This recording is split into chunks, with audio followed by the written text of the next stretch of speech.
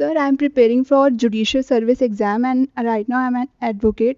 तो सर क्या होता है कि डे वन तो हम फुल ऑफ एनर्जी ऑप्टिमिज्म कि हाँ हम करेंगे ये सब रहता है, लेकिन विद टाइम क्योंकि कई सारे सर्कमस्टेंसेज ऐसे होते हैं और कॉम्पिटिटिव एग्जाम जैसे अनसर्टेन रहते हैं कि आपको नहीं पता आप फुल हार्डवर्क कर रहे हो, अपना 100% भी दे रहे हो, but at the end exam कैसा आए या किस तरह का कॉम्पिटिशन हो या on the day of the exam आपका माइंडसेट कैसा हो, ये सब चीज़ें बहुत फैक्टर्स इफेक्ट करते हैं। लेकिन आपने अपना 100% दिया बट वो रिजल्ट नहीं आता, तो धीरे धीरे क्या होता है कि हमारा जो एनर्जी लेवल है, ऑप्टिमिज्म है, वो अपने आप पे जो हमारा confidence on the day one था वो धीरे धीरे लूज होने लगता है। तो वो फुल एनर्जी हर दिन हम किस तरह मेंटेन कर सकते हैं without getting affected by the surroundings, by the situation जो अराइज होती हैं। प्लस सर अभी क्या होता है कॉम्पिटिटिव एग्जाम में जो रिजर्वेशन सिस्टम है, I am not against it, but sir मैंने काफ़ी बार जो एग्ज़ाम अभी तक दिए हैं तो उसमें क्या होता है सिर्फ 2 मार्क्स, सिर्फ 1 मार्क्स, इस वजह से मैं रह जाती हूँ। तो इन सब चीज़ों से मुझे पता है चीज़ें चेंज नहीं हो सकती, we have to live in this system, but अपने आप को कैसे उस चीज़ से निकाल कर मोटिवेट करें और मूव ऑन करें। आपने अपना लॉ कंप्लीट कर लिया है? यस सर, लास्ट ईयर मैंने कंप्लीट किया था और अब मैं जुडिशियल सर्विस की एग्ज़ाम की प्रिपरेशन कर रही हूँ। और इसके आप कितने अटेम्प्ट्स दे चुके हो अभी तक? सर इसमें क्या होता है स्टेट वाइज होता है, जैसे हिंदी स्पीकिंग स्टेट में मैं दे रही हूँ तो 3 to 4 अटेम्प्ट दिए, बट इसमें भी 3 स्टेज है, जैसे यूपीएससी है, प्रीलिम्स, मेंस, इंटरव्यू। अब आप प्रीलिम्स में 1-2 नंबर से रह रहे हो, फिर आपका मेंस भी है, फिर इंटरव्यू है, एंड देन एज क्राइटेरिया कि अगर आपके सीनियर है कोई, जैसे आपसे एज में ज़्यादा बड़ा है और आपके इंटरव्यू में मार्क्स इवन ज़्यादा है लेकिन वो भी मतलब इक्वल है तो वो सेलेक्ट हो जाएंगे। तो ये सब चीज़ें ना एक टाइम के बाद बहुत इफेक्ट करने लग जाती है माइंड सेट पे। आपने यही क्यों चूज किया अपने लिए, कुछ और क्यों नहीं? मतलब इज इट बिकॉज कि आपकी जो फैमिली है वो इस बैकग्राउंड से है, वो सर सब मेरी लॉयर्स हैं? फैमिली में मेरे हैं एक रिलेटिव, वो जज हैं, तो उनसे मेरे को था इन्फ्लुएंस हुआ था कि ठीक है कि मुझे करना है, और मेरे को हमेशा से था कि सोसाइटी के लिए कुछ बेटरमेंट के लिए अगर हम उस सिस्टम में होंगे तो we can bring that change in a more positive way and on a big level. आपका बैकअप प्लान क्या है अगर मान लीजिए यहाँ पे आपका नहीं होता सिलेक्शन, क्योंकि आप खुद बोल रहे हैं कि इसमें राउंड्स बहुत सारे हैं और कंपटीशन बहुत ज़्यादा है, अगर इन केस नहीं होता तो बैकअप प्लान क्या है? लॉ में ही आगे जाओगे? लॉ का ही है, जैसे एलएलएम करके लेक्चरर बन सकते हैं, या कई सारे लॉ ऑफिसर गवर्नमेंट एग्जाम होते हैं, फिर वो भी कॉम्पिटिटिव है, बट प्रैक्टिस करने में आपका इंटरेस्ट नहीं है एज अ नहीं लॉयर? सर अभी तो फिलहाल नहीं, क्योंकि इंटर्नशिप्स के दौरान आई ऑब्जर्व कि I don't have that interest in doing practice as a girl. It's better to do a government job और don't be in this system, क्योंकि मैं फर्स्ट जनरेशन टाइप लॉयर हूँ कि मेरे पास ऐसा कोई नहीं है, तो थोड़ा सा मुझे रिस्की फैक्टर लगता है। सो इस एज पे हम फुल ऑफ एनर्जी होते हैं तो हमें है कि हम कितनी भी मेहनत कर सकते हैं, तो इट्स बेटर कि आप कॉम्पिटिटिव एग्जाम इन सब की जिसमें आपका इंटरेस्ट है आप उसकी एक बार ट्राई मारो कि ठीक है होता है तो इट्स गुड। इस प्रॉब्लम को हम पॉजिटिवली अप्रोच करने के बजाय नेगेटिवली अप्रोच करते हैं, इन द सेंस कि हम ये समझते हैं कि क्या है जो आपको वो करने से रोक रहा है। नंबर वन, आपसे बात करके जो मुझे समझ आया, एक तो ये थॉट्स कि जो सिस्टम है ये अनफेयर है आपके लिए, आपके स्टैंड पॉइंट से ये थॉट माइंड में आता है, क्योंकि कोई और है जिसके कम मार्क्स आए उसका हो गया, आपके मार्क्स उससे ज़्यादा आए फिर भी आपका नहीं हुआ।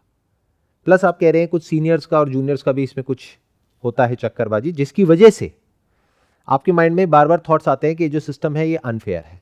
तो पहले तो इस बात को अच्छे से समझ लो, life is not fair, life is what it is. ये एक सिस्टम है, you are a part of this big system जो आपने खुद चूज किया है।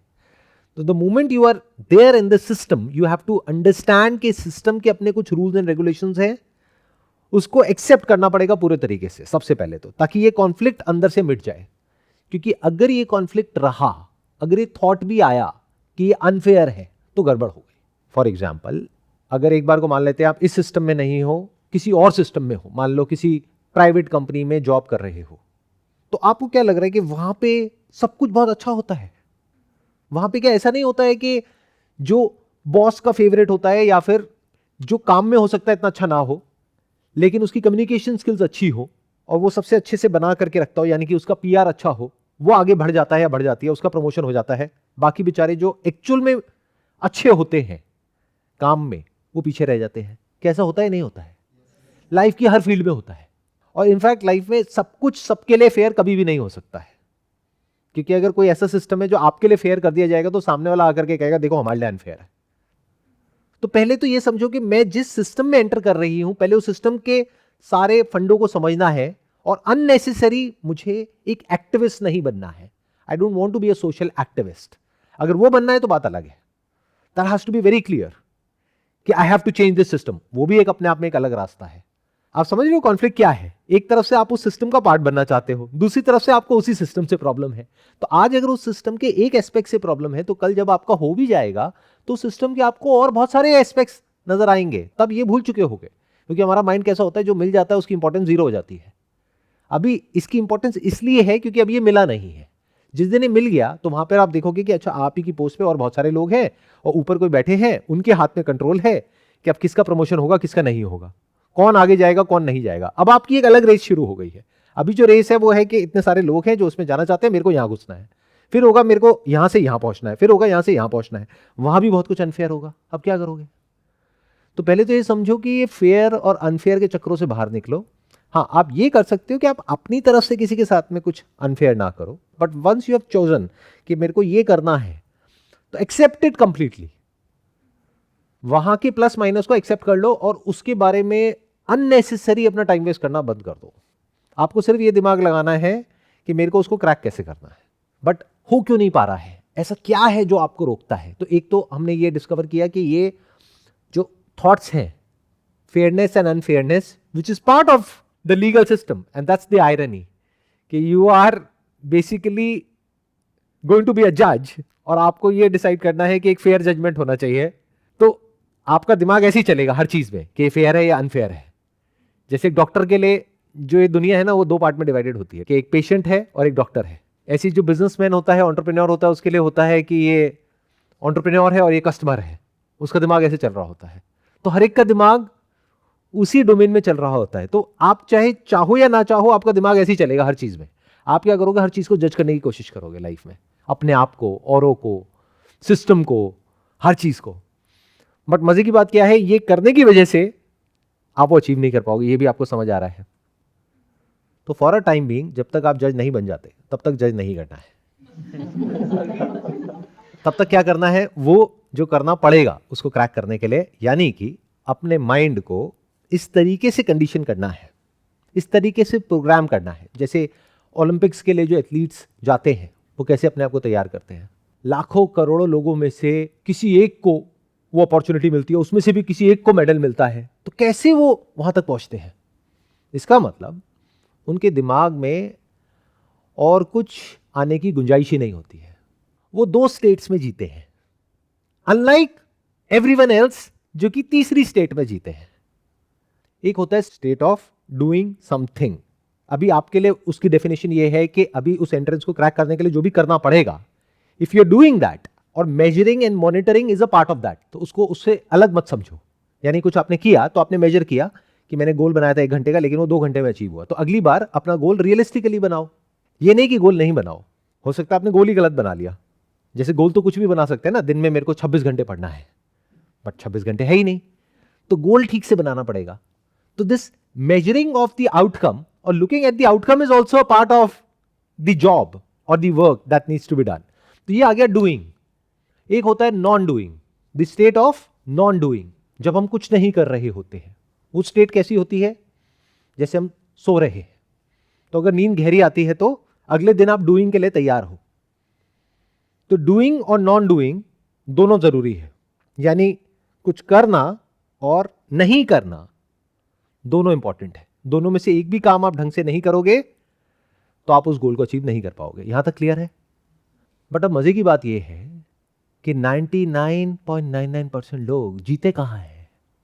वो डूइंग या नॉन डूइंग में नहीं जीते हैं, वो इन दोनों के बीच में फंसे पड़े हैं। ना वो कुछ कर रहे हैं, ना वो कुछ नहीं कर रहे हैं। यानी क्या? बैठ करके सोच रहे हैं।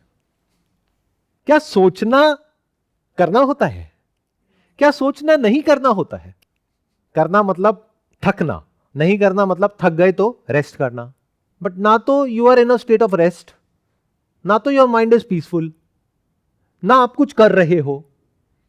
अब जब मैं कर रहे हो की बात कर रहा हूं, मैं सिर्फ फिजिकली की बात नहीं कर रहा हूं, मेंटली की भी बात कर रहा हूं। मेंटली अपने गोल को अचीव करने के लिए कुछ कंस्ट्रक्टिव कर रहे हो, उसको करना कहते हैं। क्योंकि बिना माइंड को यूज करे कैसे करोगे? और सिर्फ फिजिकल वर्क करने से क्या होता है? वो तो हार्ड वर्क है, उससे क्या अचीव होता है लाइफ में? कुछ भी नहीं। तो जब बॉडी और माइंड एक टास्क पे लगा होता है, उसको करना कहते हैं। जब बॉडी और माइंड किसी भी टास्क पे नहीं लगा होता है, यानी the state of surrender, the state of deep sleep, deep relaxation is the state of non doing.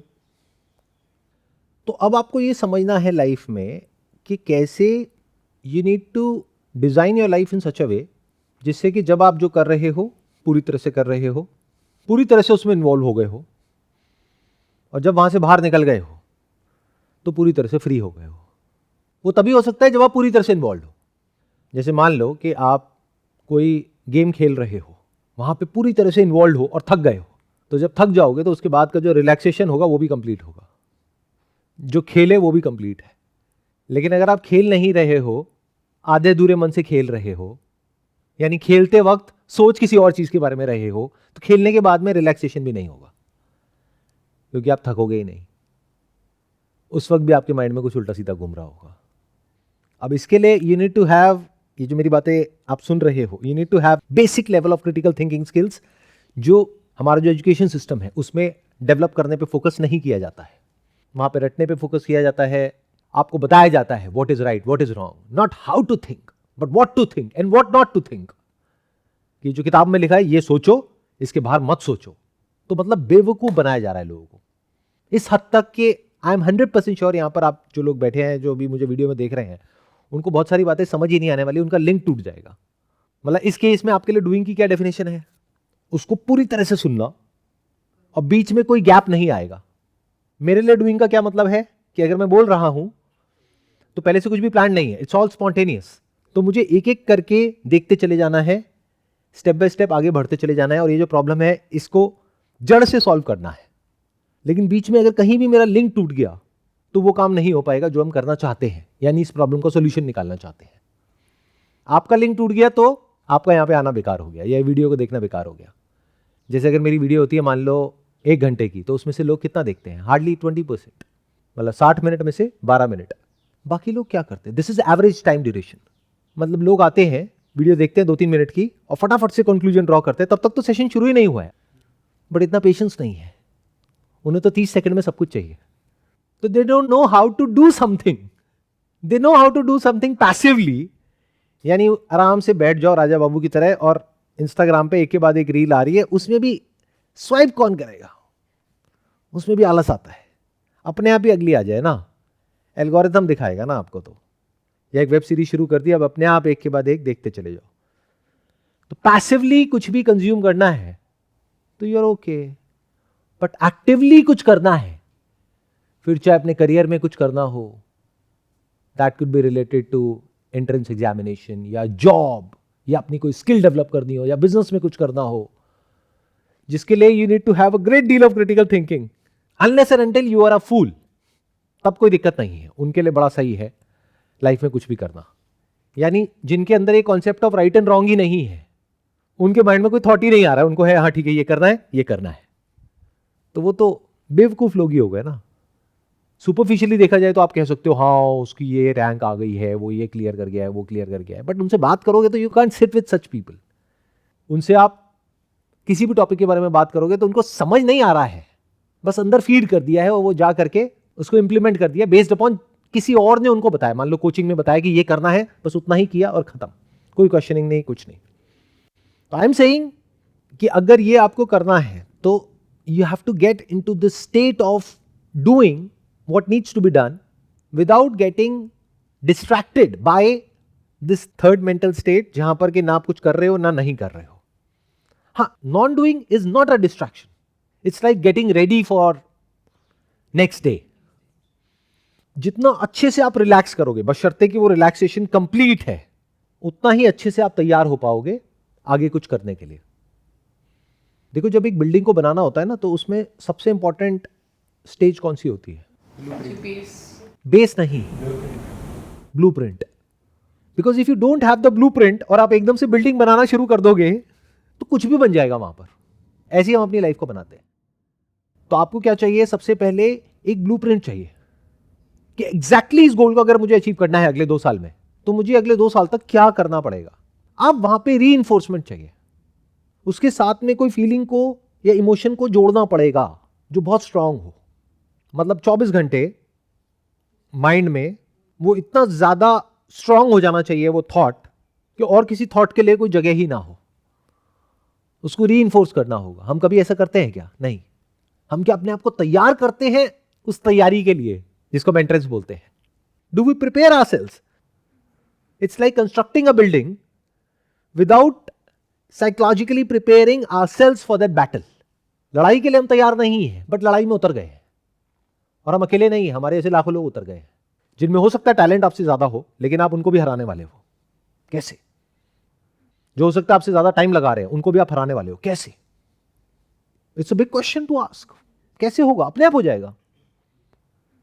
तो you need to see that reality as it is, कि जिस फील्ड में आप उतर चुके हो, जो आप करना चाह रहे हो, आप अकेले नहीं हो, और बहुत सारे लोग हैं जो वो करना चाह रहे हैं, और इसको करना इज नेक्स्ट टू इम्पॉसिबल। क्योंकि करना तो उसी सिस्टम के अंदर रह करके ही पड़ेगा। सिस्टम को बदलना है तो वो एक अलग फील्ड है, तो आप गलत फील्ड में हो।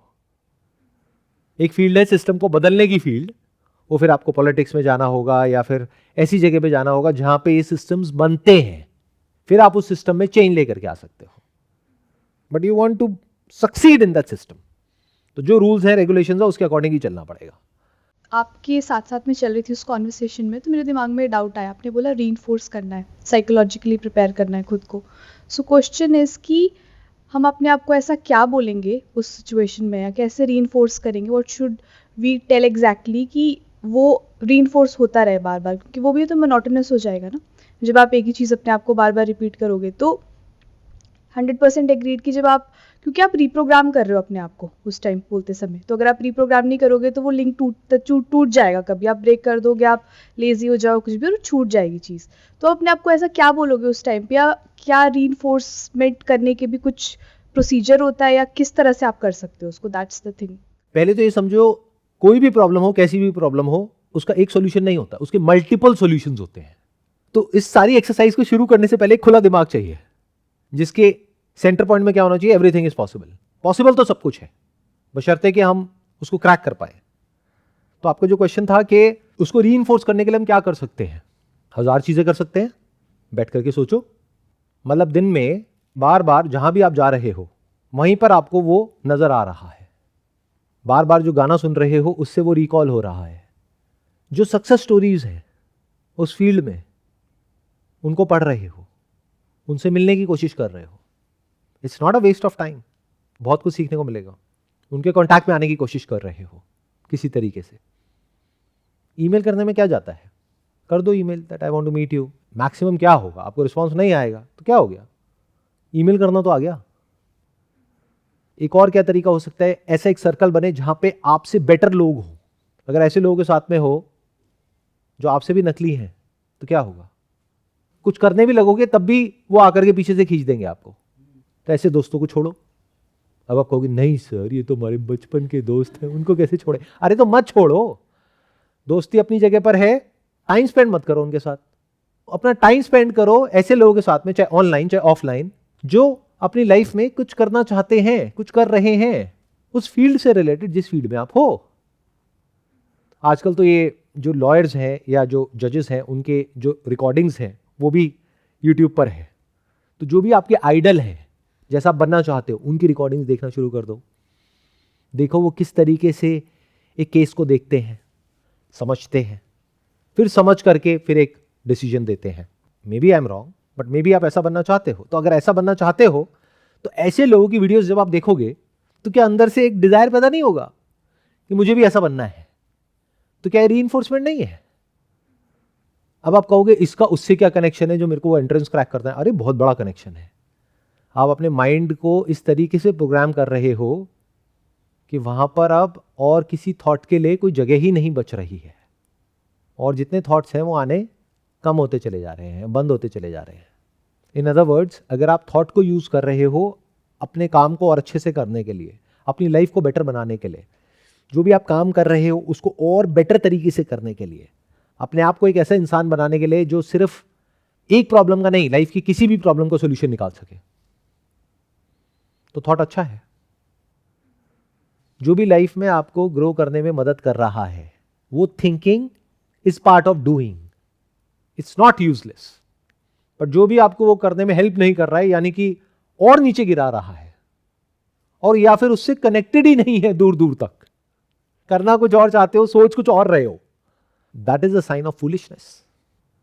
मजे की बात यह है कि जो पूरी दुनिया है ये यही चाहती है, ये जो सोशल मीडिया है ये क्या चाहता है कि आप अपने गोल पे फोकस करो। वो तो उसको आपको ट्रेन करना पड़ेगा by watching these kind of videos and skipping all other videos, तब जाकर के वो ट्रेन होगा एल्गो, और वो आपको वैसी वीडियोस दिखाएगा। नहीं तो वो सोशल मीडिया आपको ऐसा बना देगा एक ज़ॉम्बी के जैसा कि बस पड़े रहो और आपको कुछ पता भी ना हो, यानी पूरी तरह से आपकी लाइफ का कंट्रोल किसी और के हाथ में, एक रिमोट कंट्रोल की तरह। ये ऐड देखो, चलो इस पे क्लिक करो, चलो यहां पे जाओ, ये खरीदो, खरीदा, एडवर्टाइजर को पैसा मिला, उस कंपनी को पैसा मिला, अगली ऐड देखो, चलो वहां जाओ, उधर से इन्फ्लुएंसर्स आ गए। तो पूरी जो दुनिया है वो आपको इस डायरेक्शन में भगा रही है, आपका गोल इधर है। गोल की तरफ कौन भगा रहा है? Accept under exceptional circumstances. In other words कि आप किसी कोचिंग में हो और वहां पे उस कोचिंग वाले को ये लगता है कि आप कर लोगे, वो भी उसको अगर लगता है तो आपको उठा करके एक ऐसे बैच में डाला जाएगा जहां पे आपको एक स्पेशल ट्रीटमेंट मिलेगा, जिसकी वजह से आपके होने की पॉसिबिलिटी बढ़ जाएगी। बट अगर उस कोचिंग वाले को नहीं लगता है, based upon their own biases, their own preferences, तब तो उठा करके आपको ऐसी जगह पे डाल दिया जाएगा कि खेल खत्म। टीचर भी उन्हीं बच्चों पे ज्यादा ध्यान देते हैं जो उनको लगता है कि यहां पे ध्यान दे करके उनको कुछ फायदा होने वाला है। तो ये सीखना कि how to become likeable by your teachers, is it not part of cracking this entrance examination? तो ये सब सीखना पड़ेगा लाइफ में आगे बढ़ने के लिए। जो भी आप आगे लाइफ में करना चाहते हो, उसमें कुछ लोग हैं जिनके हाथ में आपकी सक्सेस की चाबी है। उन लोगों को इन्फ्लुएंस करना भी तो आना चाहिए ना। उसको आप सेलिंग स्किल्स कहो, कम्युनिकेशन स्किल्स कहो, मार्केटिंग स्किल्स कहो, प्रेजेंटेशन स्किल्स कहो, ये भी तो सीखना पड़ेगा ना। ये कभी सीखा क्या? क्यों? क्योंकि मुझे तो लॉयर बनना है, तो उसमें सेलिंग स्किल्स का क्या काम है? मुझे सेल्समैन थोड़ी ना बनना है। अलग अलग करके देखते हैं हम चीजों को, हम कनेक्ट नहीं कर पा रहे। This is all part of creating that system. क्योंकि अब क्या हो रहा है, अगर आप ध्यान से देखोगे, मैं जो डेफिनेशन है वर्क की, आपकी जो डेफिनेशन है वर्क की, उसको ब्रॉडन करता चला जा रहा हूं। उसमें कुछ ऐसी चीजें इंक्लूड कर रहा हूं जो बहुत इंटरेस्टिंग है, जिसको आप सीखोगे और इमीडिएटली अप्लाई करोगे और आपको रिजल्ट मिलेगा। रिजल्ट अच्छा आया या बुरा आया, तो इमीडिएट आपको मोटिवेशन मिला, जिसकी वजह से इमीडिएट आपको किक मिलेगी दोबारा से उसको इंप्लीमेंट करने की या नेक्स्ट स्टेप पे जाने की। तो अब आपको कोई एक काम नहीं करना है उसको क्रैक करने के लिए, आपको 10 काम करने हैं। मतलब कि मैं पूरी तरह से तैयार हूं इस एग्जामिनेशन के लिए। अब होता है नहीं होता है, दैट्स ओके। अब उसमें आपको यह फिगर आउट करना पड़ेगा कि उसको करने का और क्या बेनिफिट है उस एंट्रेंस को क्रैक करने के अलावा। मान लो अगर वो एंट्रेंस क्रैक नहीं भी हुआ, तब भी उसका कुछ ना कुछ तो फायदा है ना, वो जो आप तैयारी कर रहे हो। तो उस फीलिंग को जोड़ो कि मुझे अपनी जो अंडरस्टैंडिंग पावर है उसको बढ़ाना है। इससे फर्क नहीं पड़ता कि मैं क्या समझने में अपना टाइम लगा रहा हूं या लगा रही हूं, मैं अपनी अंडरस्टैंडिंग पावर को बढ़ा रहा हूं या बढ़ा रही हूं। और अपने आप को ऐसे देखो कि अगले 2 साल बाद चाहे एंट्रेंस होता है या नहीं होता है, तब भी अगर आपको अपना 100% लगाना आ गया उस पर्टिकुलर काम में, तो ये become the kind of a person कि कल को आपको किसी और फील्ड में अपना 100% लगाना है। मान लो वहां पे जुडिशरी में नहीं हुआ, उसके बाद में लॉ में लगाना है, तो वहां पे तो लगा ही दोगे ना। किसी केस को स्टडी करना है, तो you will become an asset for a legal firm, जहां पर आप जा करके रिसर्च कर सकते हो। तो you can become a research analyst in a top law firm. It's not a bad deal. चलो एक हाइपोथेटिकल एग्जांपल लेते हैं। आपने लॉ किया है, तो मैं आपको उसी का एक हाइपोथेटिकल एग्जांपल देता हूं। मान लो मेरी एक बहुत बड़ी लीगल बैटल हुई, just as an example, hypothetical example, जहां पर मेरा जो ओपोनेंट है और मैं हूं एक तरफ, हमारे बीच में कुछ बहुत बड़े लेवल की लीगल बैटल्स हुई। बहुत टाइम लग गया, बहुत एनर्जी लग गई, बहुत पैसा लग गया। तो अब इसको देखने के 2 तरीके हो सकते हैं। एक, जैसे यूजुअली मेरी जगह कोई और होगा तो वो देखेगा, वो क्या कहेगा कि it's a waste of time, waste of money, waste of effort, waste of energy. मैंने उसको किस तरीके से देखा? मान लो फॉर एग्जाम्पल कि वो लीगल बैटल चली 1 साल तक, तो मैं उसको ऐसे देख रहा हूं कि 1 साल का मैंने लॉ के अंदर डायरेक्टली नहीं बट इनडायरेक्टली इंटर्नशिप करी वर्ल्ड की जो टॉप लॉ फर्म है उसमें, जिसको मैंने हायर किया इस लीगल बैटल के लिए। तो एक तरह से एज क्लाइंट मैं इतना सीख सकता हूं जितना कि एज इंटर्न नहीं सीख सकता, क्योंकि इंटर्न को हर बात नहीं बताई जाती है, बट क्लाइंट से कुछ भी छुपा नहीं सकते हैं। तो एक साल में मैंने एक तरीके से काइंड ऑफ एक एडवांस्ड मास्टर्स कर लिया प्रैक्टिकली कि एक लीगल बैटल को बहुत बड़े लेवल पे कैसे लड़ा जाता है, अपने आप को डिफेंड कैसे किया जाता है और अटैक कैसे किया जाता है। अगर एक साल के लिए मैं ये एक्चुअल में सीखना चाहता अपनी लाइफ में, तो मुझे कितना पैसा लगाना पड़ता। मान लो मैं कहीं गया और सीख रहा हूं, प्लस सब कुछ छोड़ करके मुझे जाना पड़ता, तो अपॉर्चुनिटी कॉस्ट भी हो गई, प्लस वहां रहने की कॉस्ट हो गई, प्लस अगर किसी इंस्टीट्यूट में गया या किसी कॉलेज में गया, किसी यूनिवर्सिटी में गया, तो वहां की अपनी फीस हो गई। तो मान लो एक्स अमाउंट लग गया, तो मैं ऐसे देख रहा हूं कि इससे कम अमाउंट में मेरा काम हो गया। I am happy at the end. क्यों? क्योंकि आज से एक साल पहले मुझे इसके बारे में नहीं पता था। आज इन एंड आउट इतना कुछ पता है जितना आपको भी नहीं पता होगा, क्योंकि practical is always different from theoretical. Approach में फर्क समझ आ रहा है? I am unstoppable not because कि मेरे को एक के बाद एक सक्सेस मिलती चली जाती है। आई एम अनस्टॉपेबल बिकॉज मेरे को सक्सेस और फेलियर से कोई मतलब ही नहीं है। It doesn't matter. That's why I am unstoppable. कि मैं चाहे एक सेशन कर रहा हूं एक स्टेडियम में जहां पे 10,000 लोग हैं, या फिर यहां पे कर रहा हूं जहां पे सिर्फ 15-20 लोग हैं, इट डजंट मैटर। कोई देख रहा है कोई नहीं देख रहा है, it doesn't matter. That's why I am unstoppable. मतलब लाइफ में लॉस हो जाए प्रॉफिट हो जाए, दोनों ही मेरे लिए बराबर है, या दोनों ही इंपॉर्टेंट नहीं है। इंपॉर्टेंट क्या है कि उस पूरे एक्सपीरियंस से उससे मैंने क्या सीखा। क्या कुछ सीखा? अगर सीखा तो वो अच्छा है। प्रॉफिट लॉस क्या होता है? और ये आपको किसने कह दिया कि प्रॉफिट इतना हो गया तो ये अच्छा है और लॉस इतना हो गया तो ये बड़ा है? ये बड़ा और छोटा तो शॉर्ट टर्म में होता है, लॉन्ग टर्म में नहीं होता है। जब मेरी एज थी 18-19 साल 20 साल, तब मेरे लिए 25,000 रुपए का लॉस बहुत बड़ा था, या 50,000 रुपए का प्रॉफिट बहुत बड़ा था। बट आज मैं जो भी कुछ हूं उस प्रॉफिट और लॉस की वजह से ही तो हूं, उसको करने के लिए जो मैंने किया। तो क्या आज के स्टैंड पॉइंट से देखा जाए तो क्या वो बड़ा है छोटा है? आप बोल तो रहे हो बहुत छोटा, but you don't know that. But हाँ, इससे आइडिया लगा सकते हो कि भाई ये नहीं कि मैं कितना कमा रहा हूं, क्योंकि वो तो मैं कभी आपको बताऊंगा ही नहीं, बट कितना छोड़ रहा हूं वो तो पूरी दुनिया के सामने है। जो कमा सकता हूं अपने मोबाइल पे कुछ बटन दबाने के बाद में, वो छोड़ रहा हूं, तो छोड़ने के लिए दम तो होना चाहिए ना, और जेब में पैसा भी होना चाहिए। तो कितना छोड़ रहा हूं उससे अगर आप हिसाब लगा लो तो आइडिया लगा सकते हो कि वो जो 15-20 हजार रुपए बड़ा लॉस लग रहा था एक टाइम पे, ऐसा लग रहा था मैं लुट गया हूं, मैं बर्बाद हो गया हूं, मेरा सब कुछ ही चला गया है, आज जिस लेवल पर हूं वो उसी की वजह से हूं। ऐसे सोचो लाइफ में। जब इस तरह से सोचना शुरू करोगे, then you will become the kind of a person who is going to be unstoppable in all walks of life.